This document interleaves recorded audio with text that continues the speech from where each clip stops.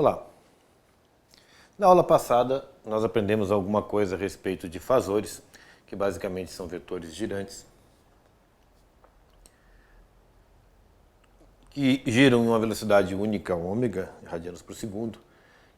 E com esses fasores a gente consegue reescrever as equações de Maxwell agora para apenas uma única frequência. Isso não perde generalidade. E não perde generalidade porque a gente pode sempre apelar para a transformada de Fourier, né, e conseguir com ela quaisquer sinais que se pretenda. Bom, as equações nós aprendemos, né, a divergência da densidade de fluxo elétrico é igual a ρ, densidade volumétrica de carga, ρV. Bom, nós vamos tratar agora das equações elétricas, as equações de Maxwell, no espaço livre.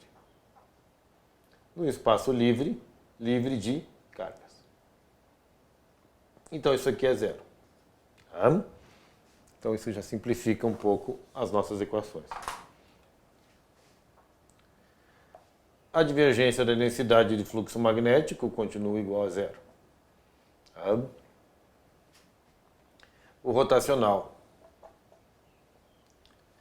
do campo elétrico, tá, é igual a menos a derivada em relação ao tempo da densidade de fluxo magnético.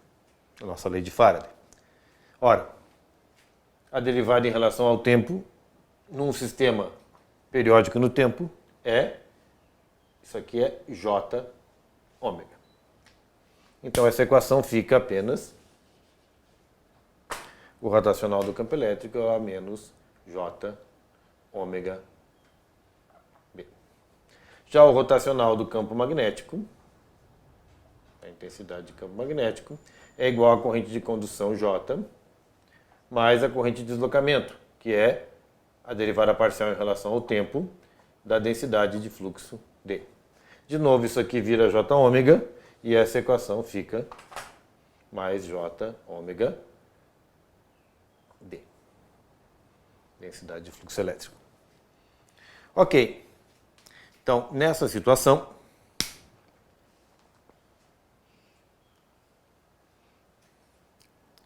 a gente precisa de mais algumas equaçõezinhas, tá, que vão nos ajudar a completar essas aqui, que são as propriedades constitutivas da matéria. A matéria tem três propriedades constitutivas: a condutividade, a permissividade elétrica e a permeabilidade magnética. A condutividade diz a respeito da capacidade que alguns materiais têm, ou todos os materiais têm, mas em maior ou menor grau, de transportarem cargas elétricas livres. A permissividade diz respeito à capacidade que os materiais têm de armazenar campo elétrico, e a permeabilidade é a capacidade deles de armazenar campo magnético.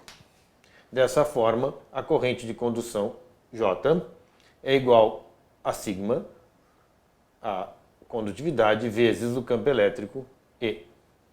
Essa aqui é a conhecida lei de Ohm. Já a densidade de fluxo elétrico é a permissividade elétrica vezes o campo elétrico E. Ou seja, quanto maior for a permissividade, mais um material vai adensar o campo elétrico. Ou seja, você aumenta a densidade de fluxo elétrico se o material tem alta permissividade. A menor densidade, a menor permissividade relativa é 1, e cujo valor, né, dessa permissividade absoluta é 8,854 vezes 10 na menos 12 fará por metro. Já a permeabilidade, isso é ε0, tá? Já a permeabilidade magnética relaciona a densidade de fluxo magnético com a intensidade de campo magnético.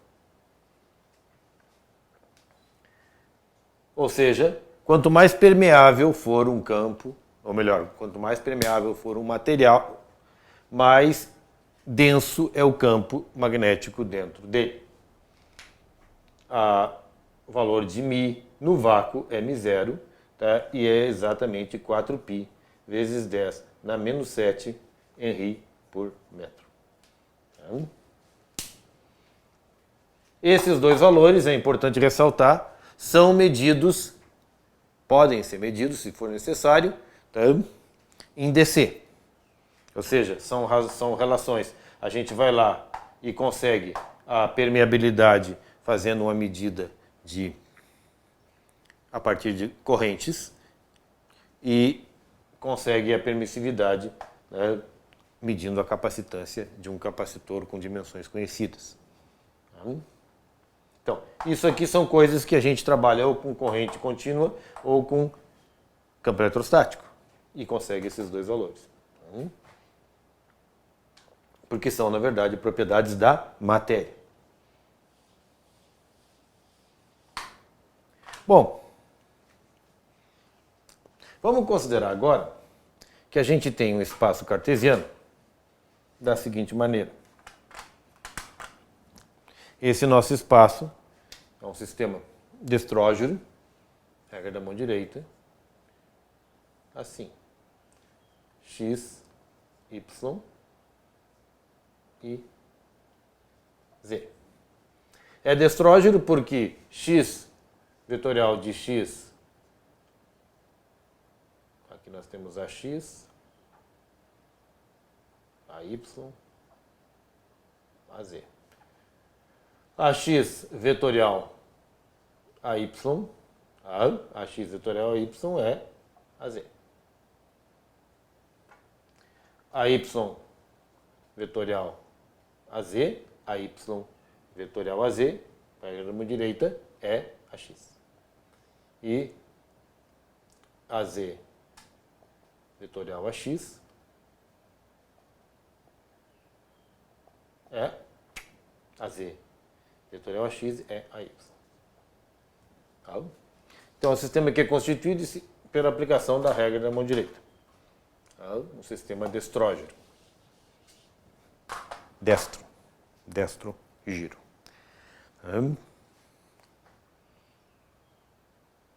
Mas, vamos dizer que nesse espaço definido, esse espaço orientado por esse sistema de coordenadas, referenciado por esse sistema de coordenadas, nós vamos ter um campo elétrico e um campo magnético. E esse campo elétrico é na direção x, sempre. E o campo magnético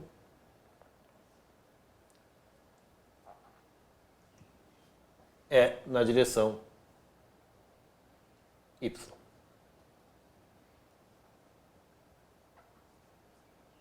E nós só temos campo elétrico e campo magnético nessas direções, ok? Mas, esse campo no mesmo instante de tempo, se vocês tomarem um plano, aqui, um Z igual a Z1, tá? Com a coordenada Z igual a Z1, esse campo, nesse mesmo plano, é idêntico em qualquer ponto que vocês peguem no campo. Então, esse H aparece aqui, esse mesmo E aparece aqui, ou seja, nós temos um campo absolutamente uniforme. Então, esse campo tem direção E e só na direção E. Ele não tem campo na direção Y, não tem campo na direção Z.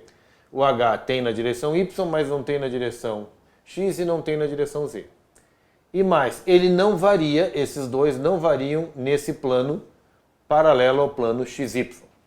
Eles só podem variar na direção Z. Então aqui numa outra posição na direção Z, vocês podem ter outro valor de H e outro valor de E. Aqui vocês podem ter outro valor de H e outro valor de H e outro valor de E. Certo? Então essas são as nossas condições de trabalho para poder expressar o que a gente vai querer expressar aqui. Então tá. Então vamos primeiro calcular os rotacionais. Então vamos desenhar esse aqui pequenininho aqui, que a gente vai precisar dele depois eventualmente para lembrar o que nós estamos fazendo. Tá? X, Z e Y. Nós temos E assim e H assim. Tá? Então, deixa eu pegar uma caneta. Vamos calcular o rotacional do campo elétrico. Esse termo aqui.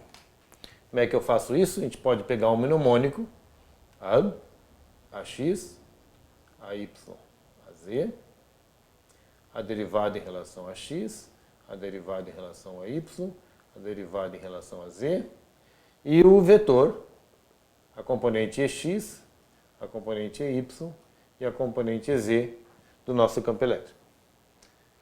Para calcular o determinante disso aqui, que é só um mnemônico, prestem atenção, isso aqui não tem nenhuma relação com o determinante, exceto o que é útil para resolver. A gente copia essas duas linhas aqui, AX, AY, derivada em relação a X, derivada em relação a Y, parcial, EX e Y. Tá? E vamos calcular a nosso determinante. Então, por exemplo, é a derivada de Y em relação a Z, a derivada em Y do campo EZ, positivo, menos o AX, a derivada Z, menos a derivada em relação a Z do campo EY. Esses dois na direção AX. Mais, vamos pegar aqui agora, a derivada em relação a Z do campo EX, menos, pegar o AY, a derivada em relação a X do campo EZ. Esses todos na direção AY. Mais, agora finalmente a última, que é a Z, a derivada em relação a X do campo EY, menos a derivada em relação a Y do campo EX. Esses tomados na direção AZ. Y, EXY,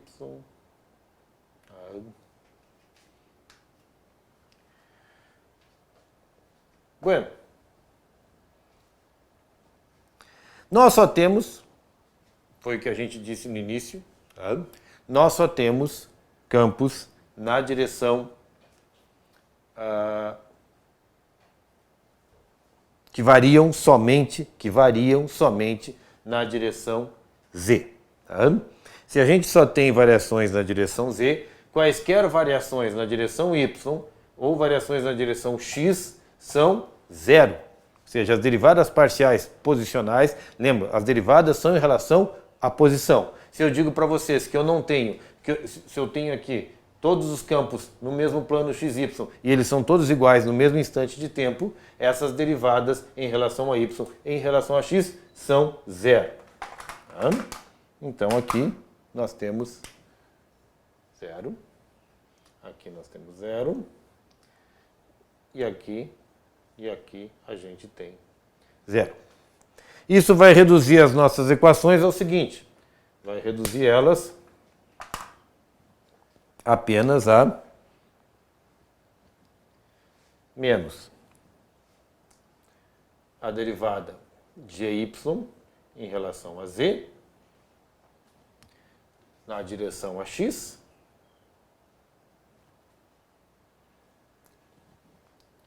mais a derivada de x em relação a z na direção a y. Isso aqui tudo tem que ser igual a outra é zero, né? Essa aqui é zero na direção a z. Então isso aqui tem que ser igual a menos j ômega mi h. Mi h por quê?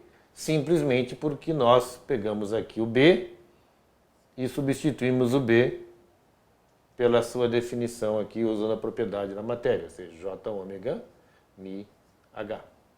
A mesma coisa nós vamos fazer aqui no D, e vamos J ômega epsilon E. Tá?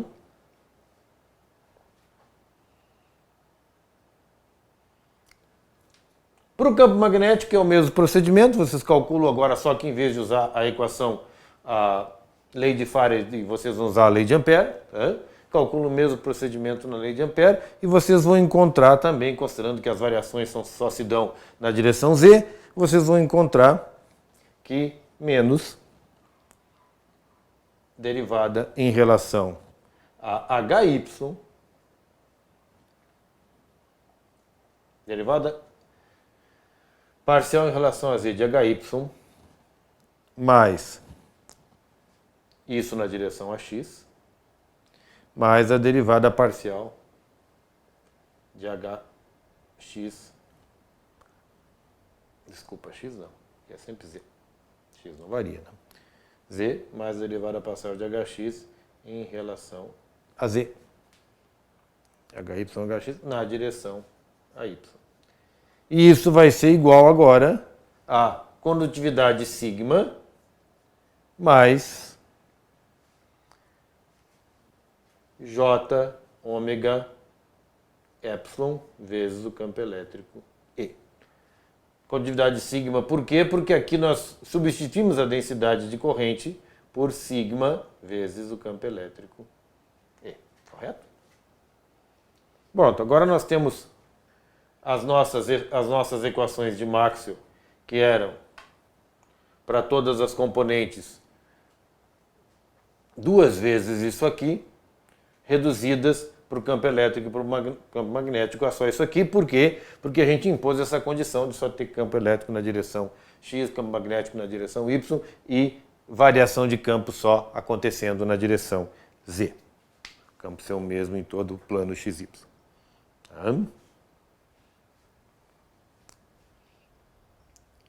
Bueno. Vamos botar alguma coisa aqui, isso aqui a gente não vai... Esse cálculo não vai fazer mais falta.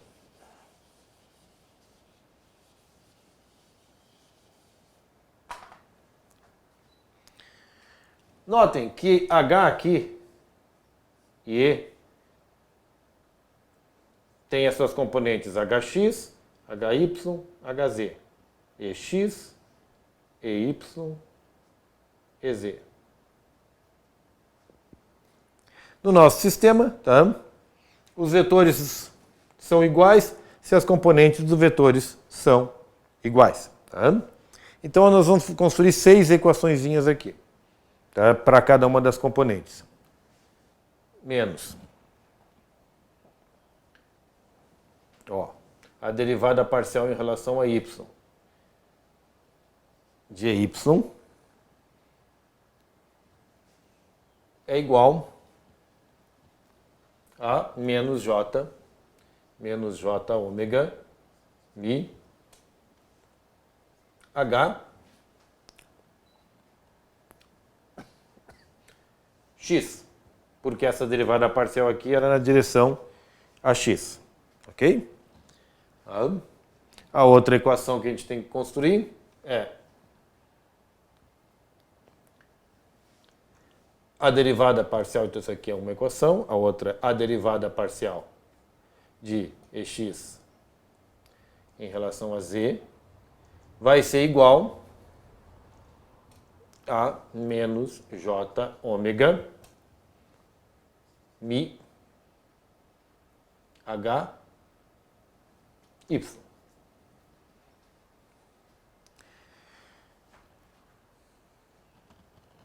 Tem uma outra equação que diz que sai daqui, que é a componente Z, e que diz para nós o seguinte, né, que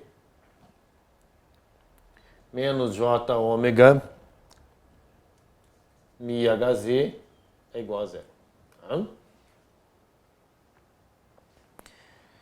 A outra equação que nós temos é que menos a derivada em relação a y, desculpa, em direção a Z, a derivada em relação a Z, da componente HY, derivada em relação a Z, componente HY, vai ser igual a sigma mais J ômega epsilon e x. E a outra equação diz para nós que a derivada em relação a z de hx vai ser igual a sigma mais j ômega epsilon e y. E finalmente uma outra que diz que sigma mais j ômega ez, ou seja, sigma mais j ômega epsilon ez é igual a zero. Nós vamos dar números para essas equações aqui. Essa aqui é a equação, usando só a nossa referência, a equação 12. Essa aqui é a equação 13. Essa aqui é a equação 14. Essa é a equação 15. Essa é a equação 16. E essa é a equação 17. Então, dessas equações aqui, igualando as componentes de cada um desses vetores, né, o vetor H e o vetor onde foram tomadas as derivadas, que são o vetor resultante da aplicação do nosso rotacional, o que a gente conseguiu? A gente conseguiu esse conjunto aqui de equações.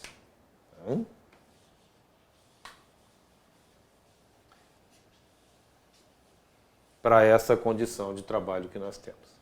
Então, agora não precisamos mais das equações de Maxwell, porque a gente vai ficar só com essas aqui para compreender o que nós estamos fazendo.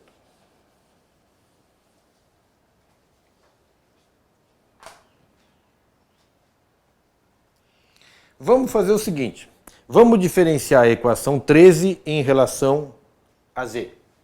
Vamos calcular a derivada da equação 13, essa aqui, em relação a z.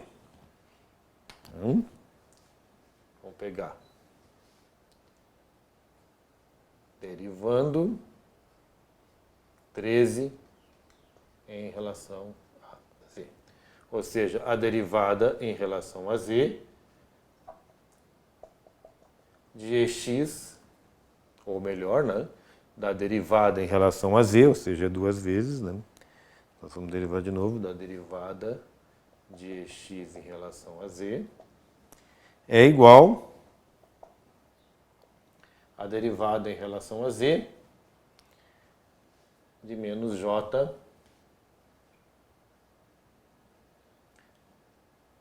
ômega mi hy. Isso pode ser escrito de outra forma, tá? Isso pode ser escrito assim, tá? 1 sobre mi, a derivada segunda vai ser 2 de x é igual a menos j ômega, a derivada de hy em relação a z.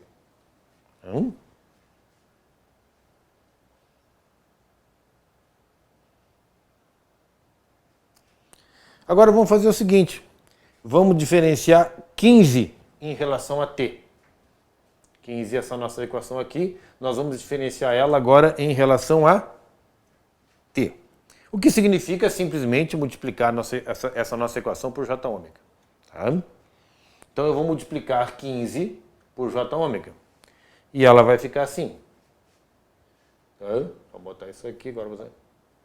Multiplicando 15 por j ômega. Que significa derivar ela em relação ao tempo. Tá? Então fica menos j ômega derivada de hy em relação a z. é igual a J ômega sigma menos, já fazendo todas as contas, ômega ao quadrado, porque multiplicando por J ômega os dois termos, epsilon e x. Certo? Agora observe uma coisa bastante curiosa. Tá? Observem que este termo aqui, gente, este termo aqui, J ômega derivado de HY delta Z, é exatamente este termo aqui. Ok? Então, eu posso substituir. E qual é a vantagem de substituir? Observem que eu vou ficar com esse termo igual a esse termo. E nesses dois agora eu só tenho o campo EX. E isso vai resultar que, vou botar aqui nesse lado dessa equação, em azul, isso nos resulta que 1 sobre μ, derivada segunda de x vezes 2 é igual a j ômega sigma menos ômega ao quadrado epsilon ex. Eu posso fazer a mesma coisa, eu posso derivar 13 em função do tempo, tá? E 15 em relação a z. Se eu fizer isso, vai acontecer o mesmo fenômeno e eu vou conseguir a outra equação da seguinte forma. A derivada segunda. Vamos ensinar a derivada segunda aqui. A derivada segunda de HY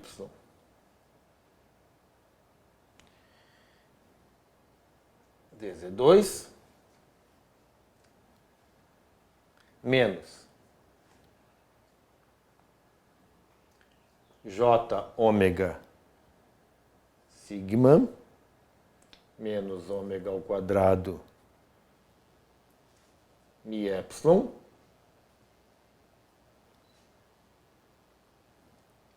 HY é igual a 0.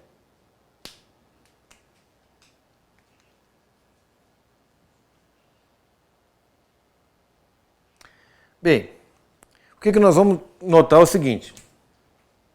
Aqui é o HY. O meu campo EX e o meu campo HY agora estão expressos em duas equações separadas. Tá?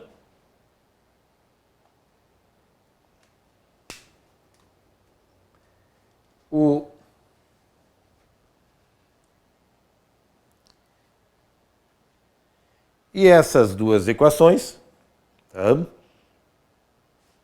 ficam bem mais simples se a gente define. Notem que esse mi aqui, tá, tá botando mi aqui assim, j ômega mi sigma. Esse mi passa dividindo para o outro lado e fica aqui em cima exatamente igual a essa equação aqui. Tá?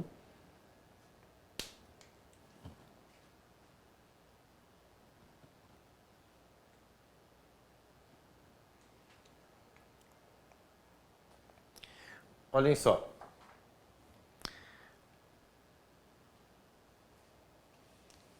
Vamos pegar agora. Não tenho apagado nenhuma equação importante.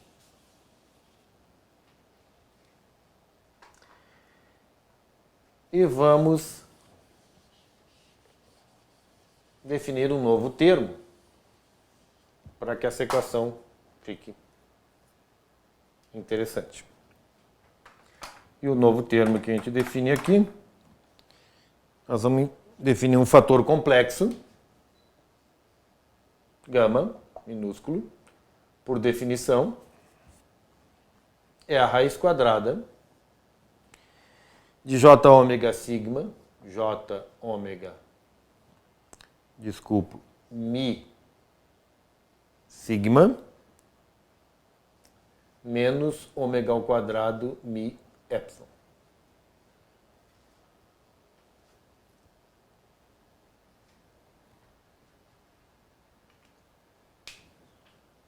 Se a gente faz essa definição aqui, tá? Essas duas equações agora podem ser expressas da seguinte maneira, e vocês podem verificar isso com facilidade. A derivada segunda em relação a Z2 de x menos o fator gama, aqui não está gama, vem. Fator gama ao quadrado ex é igual a zero. E a derivada segunda em relação a Z2 de HY menos esse mesmo fator gama ao quadrado HY é igual a zero.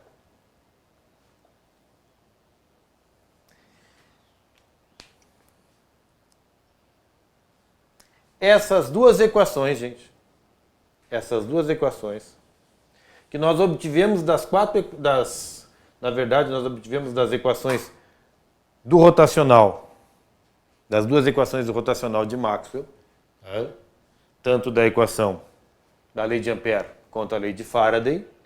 Essas duas equações, ambas, são equações da onda reduzida.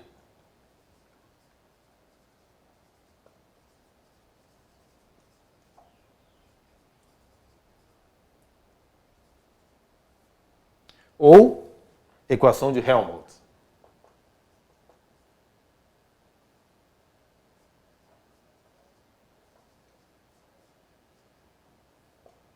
Ou seja, elas são uma equação de onda. Tá? Esse termo é chamado de fator de propagação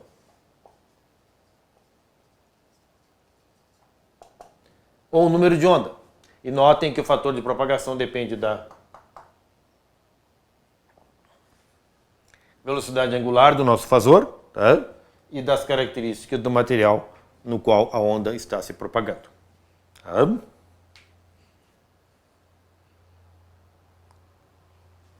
Então,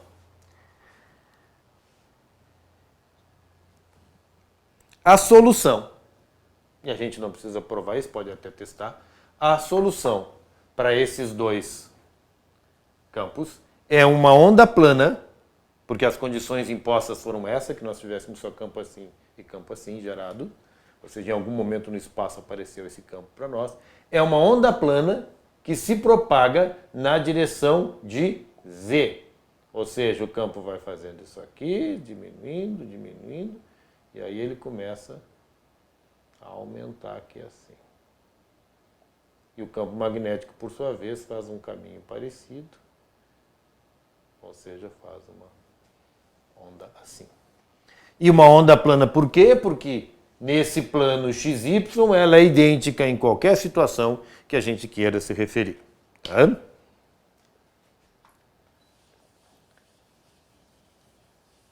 Essa onda tem solução e essas soluções podem ser dadas em termos de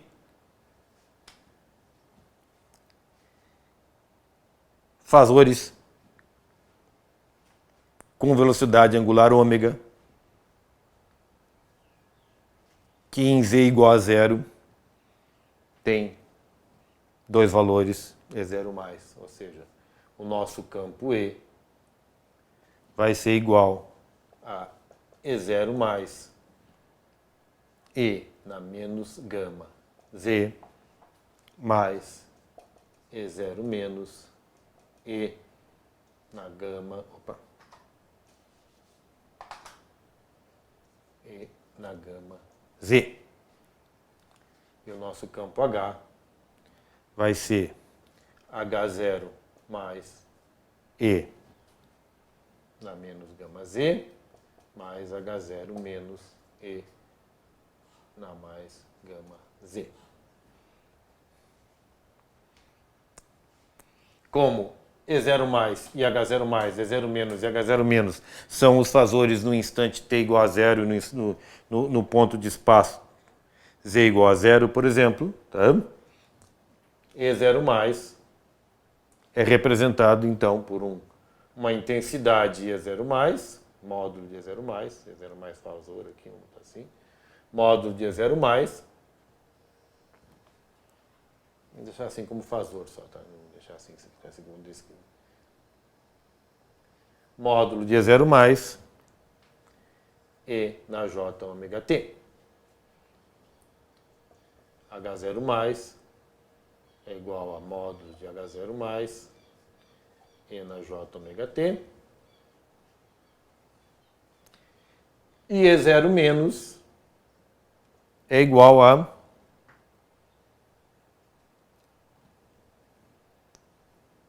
módulo de E0 menos E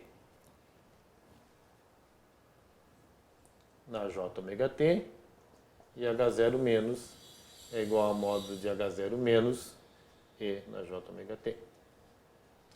Por que aparecem para a nossa solução dois fazores complexos para o campo E e dois fazores complexos para o campo H? Porque nós estamos falando de duas ondas planas. No momento que vocês assumem que em um ponto do espaço vocês pegaram um campo elétrico e fizeram ele variar e um campo magnético e fizeram ele variar aqui, a solução do sistema diz para vocês que vai sair uma onda, que tem que existir uma onda plana no sentido dos E's positivos, E0 mais, E na gama Z, E0 menos, H0 mais, E na menos gama Z. Sabe?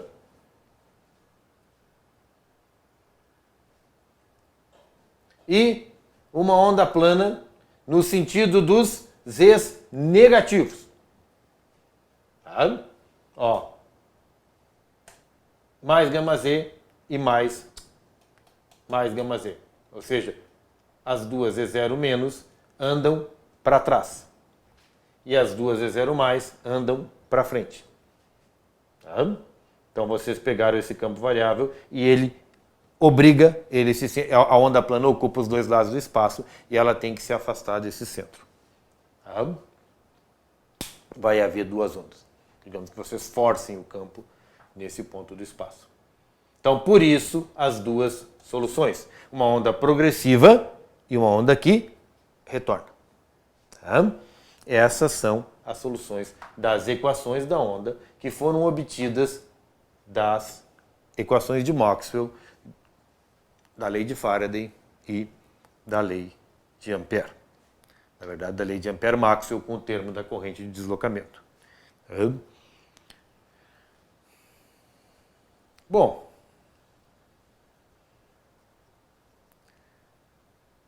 por enquanto é só. Na aula que vem, a gente vai começar falando um pouco mais a respeito desse fator de propagação, porque ele vai dizer justamente para nós a respeito de como essas ondas, agora que a gente deduziu aqui, se propagam. A importância dessa demonstração é que esta é a demonstração, você pode fazer isso muito mais simples usando o cálculo vetorial, álgebra vetorial, na verdade, tá? Mas essa é a demonstração que a gente consegue entender como facilmente se pode, das equações de Maxwell, provar a existência de uma onda eletromagnética, ou seja, uma onda de campo elétrico e campo magnético, fazendo essa simples limitação de onda plana. Vale para onda plana, é um sistema linear, vale para qualquer onda em qualquer direção. Tá? Vale para uma frequência só, vale para várias frequências, vale para superposição de frequências. Tá? Por enquanto, muito obrigado. Até a próxima aula.